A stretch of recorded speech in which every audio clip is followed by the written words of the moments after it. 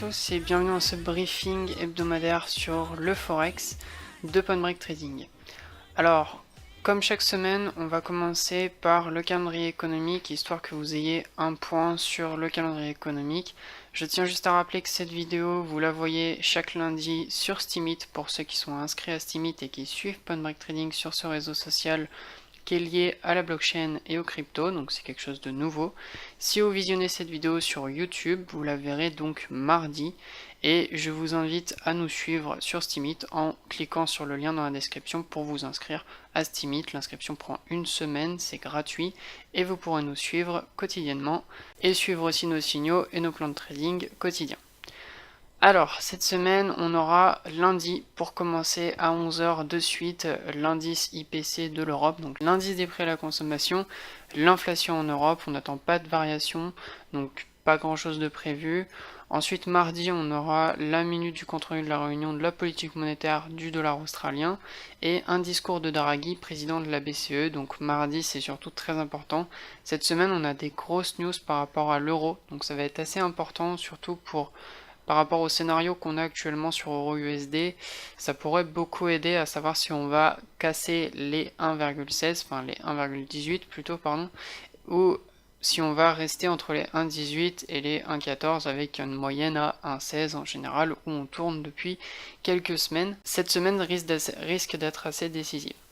Donc on aura ensuite mercredi les communiqués sur la banque centrale du Japon, donc le yen risque de beaucoup bouger pendant la nuit, donc si vous avez des positions sur le yen, faites attention quand vous allez vous coucher mardi, vérifiez que vous n'ayez pas trop de risques parce qu'à 5 h du matin ça risque de bouger un petit peu. Et ensuite on aura une conférence de presse juste après pour débriefer ce communiqué sur la politique monétaire. Donc on aura le permis de construire aux US, il faut savoir que l'immobilier aux USA c'est très important, c'est quand même un des moteurs principaux des États-Unis, donc les permis de construire, si on en a plus, ça veut dire qu'il y a une croissance et que le PIB va augmenter. Si on voit une diminution du nombre de permis de construire, c'est qu'il y a moins de demandes, qu'il y a moins de terrain à construire, qu'il y a moins d'activité, donc ce n'est pas très bon pour l'économie américaine.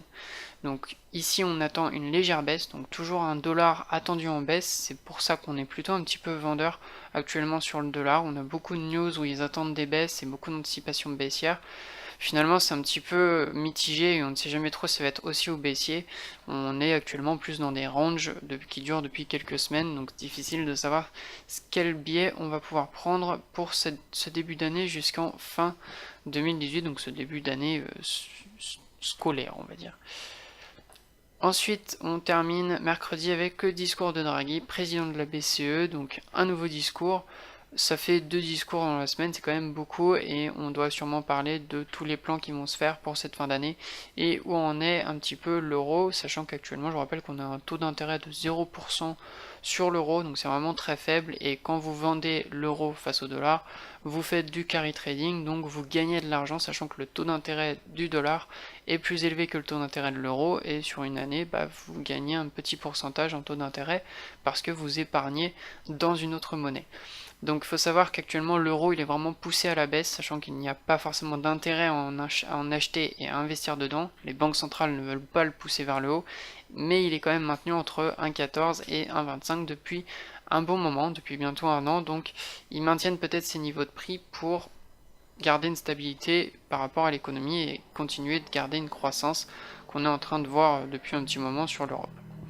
Ensuite on aura jeudi des news par rapport au CHF, donc à la Suisse, c'est assez important pour nous, sachant qu'on a des positions sur l'USD CHF, donc des news par rapport aux US sur les permis de construire et les stocks de pétrole brut comme chaque mercredi, et on aura jeudi des news importantes, donc la Banque centrale de la Suisse qui va prendre une décision sur les taux d'intérêt, donc pas de variation attendue, mais ensuite ça sera le communiqué de politique monétaire de la Banque centrale de Suisse, Banque nationale suisse, pardon, qui sera assez important et qui nous permettra d'avoir une meilleure idée si notre franc suisse va pouvoir continuer de monter ou de prendre des forces en tout cas face au dollar, ou s'il va plutôt continuer de baisser face au dollar comme il s'est passé vendredi dernier. Donc vendredi dernier on a atteint le bas de notre compression journalière et on remonte en haut de notre range journalier, donc c'est un petit peu contre notre biais, sachant que sur USD CHF on est plutôt vendeur, donc on est plutôt sur un franc suisse qui prend de la force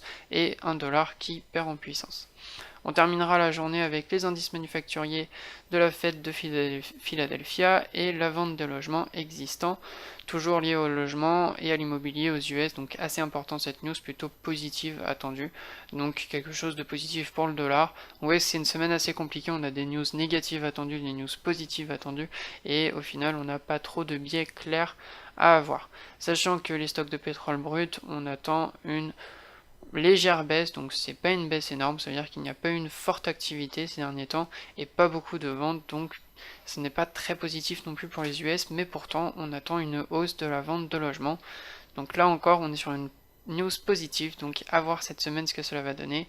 Et enfin on terminera vendredi avec une news sur le PMI manufacturier de l'Allemagne. Il faut savoir que l'Allemagne c'est une plus grande puissance, c'est une des plus grandes puissances de l'Europe, donc quand il y a une news qui sort sur l'Allemagne, on la suit. On attend une news plutôt négative, sachant qu'on était un précédent à 55,9 et qu'on sortira à 55,8 sur le mois de septembre. Peut-être, on attend une prévision sur ces niveaux-là. Si la prévision est dans les clous et qu'on a ce qu'on attendait, on aura peut-être une baisse de l'euro. Si on est quelque chose de supérieur, on aura peut-être une hausse. Et si on a quelque chose d'inférieur, on aura peut-être une forte baisse de l'euro en fin de semaine. On terminera avec le Canada et l'indice d'inflation et les ventes au détail. Pour l'instant, on n'a pas de position sur le dollar canadien. Pour ceux qui en ont, faites attention. Ça risque de bouger un petit peu, avec surtout l'indice des prêts à la consommation qui est très important. L'indice d'inflation d'un pays sur les prêts à la consommation, c'est un bon indice de croissance et donc une hausse ou pas de la devise du pays. On va tout de suite passer sur les graphiques, on va faire un tour sur EURUSD et on va commencer chaque semaine, on commencera par l'hebdo pour faire un petit point sur l'hebdo. Donc en hebdomadaire sur EURUSD, on est actuellement en phase 4 sur notre fin de tendance baissière. Donc on avait une tendance baissière hebdomadaire qui s'est terminée. Faut savoir que comme je vous ai dit, on est dans un range entre 1,14 et 1,25 sur le long terme, plutôt en mensuel. Et donc on risque d'osciller entre ces deux niveaux. Pourquoi pas, à moins qu'on casse par le bas et qu'on descende et qu'on retourne chercher des niveaux plus bas qui datent d'il y a un petit moment, qui date de l'année dernière, et donc on retomberait sur des niveaux de 2017 au niveau de février. Ça serait plus une année baissière ou haussière, pour l'instant on ne sait pas trop. En tout cas en cette fin d'année on est sur une fin de tendance baissière en hebdomadaire et on essaye pour l'instant sur notre scénario d'aller chercher une hausse, sachant qu'on est en bas d'une compression journalière, qu'on est plus dans une zone acheteuse pour l'instant, sachant qu'on est sur des supports très forts au niveau des 1,14 et des 1,15 et qu'on va plutôt aller chercher un biais acheteur pour corriger cette forte baisse qu'on a eue sur EURUSD et peut-être remonter au niveau des 1,20, pourquoi pas, pour commencer à voir sur les prochaines news qui vont sortir cette semaine si finalement on va réussir à casser notre résistance ici. Donc j'ai mis les 1,18, sachant qu'avant c'était le niveau des 1,18, donc vous pouvez retenir ce niveau juste ici à 1,18, et si on casse ce niveau on rentrerait sur une tendance hebdomadaire haussière, donc on pourrait retourner facilement chercher les 1,20, sachant que nous, nos setups se trouvent plutôt au niveau des 1,17, donc dans cette zone là, sachant qu'on cherche à prendre une position en D1 ou en 4 heures, ça dépendra du type de signal qu'on a. Pour l'instant, on a eu un échec sur la résistance. Vous voyez qu'ici, on a eu un échec sur les 1,17 et on repart à la baisse. Donc pour l'instant, on ne fait rien sur EURUSD. On attend de voir ce que donnent les scénarios et on part plus sur une compression pour la semaine entre 1,17 et 1,15. À voir si on casse par le bas, ça serait possible, mais on peut rien dire pour l'instant, je sens qu'il y a énormément de news cette semaine et on aura vraiment plus d'idées en fin de semaine sur les biais sur EURUSD, sachant qu'on est en range hebdomadaire, donc il n'y a pas grand chose à faire. On est aussi en range en journalier, donc pour ceux qui traitent en intraday ou dans la semaine, il n'y a vraiment pas grand chose à faire pour l'instant. On est au milieu de notre compression journalière qui se trouve juste ici, donc si je vous réduis un petit peu ça, voilà, on est sur une compression journalière sur ces niveaux-là à peu près. On est au milieu de cette compression, donc il n'y a rien à faire pour l'instant. Si vous tombez sur les points bas, plutôt un biais acheteur pour ceux qui sont en intra-week ou en intraday. Et si vous êtes plus sur un biais vendeur, attendez d'être en haut du range pour vendre en haut du range. Nous, on est plus sur du moyen long terme, donc on attendra un départ en tendance hebdomadaire ou journalier, sachant qu'actuellement on est en range sur les deux horizons de temps, donc il n'y a pas grand chose à faire sur EURUSD à part attendre et voir les news qui vont sortir.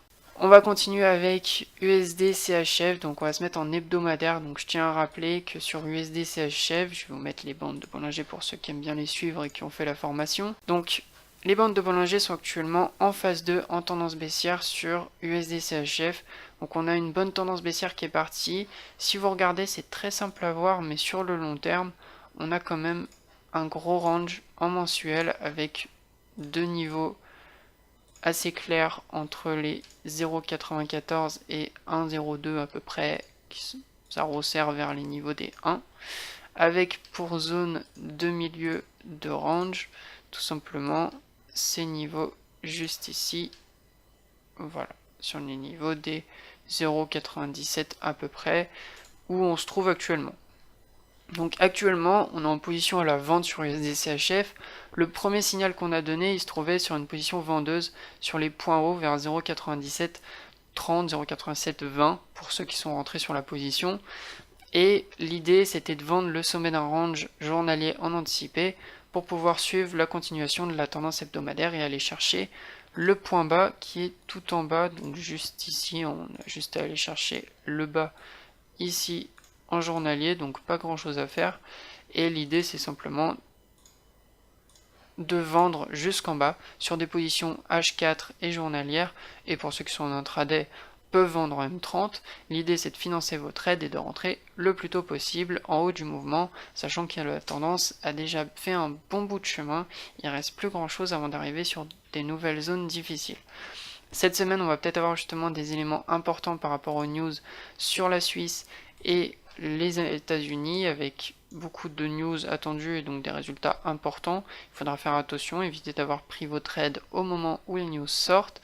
Et donc ici, je vous rappelle, on était vendeur sur les points hauts, on a notre stop juste au-dessus, on a pris une vente, on a clôturé les gains au milieu et en bas, et actuellement on attend de voir avec le reliquat qui nous reste si on peut le laisser courir pour une continuation d'une tendance journalière, sachant qu'elle n'a pas eu énormément le temps de compresser, donc elle va peut-être pas casser maintenant notre compression journalière, peut-être qu'elle cassera une prochaine fois, peut-être qu'elle cassera à la hausse, peut-être qu'elle cassera à la baisse, on n'en a aucune idée pour l'instant.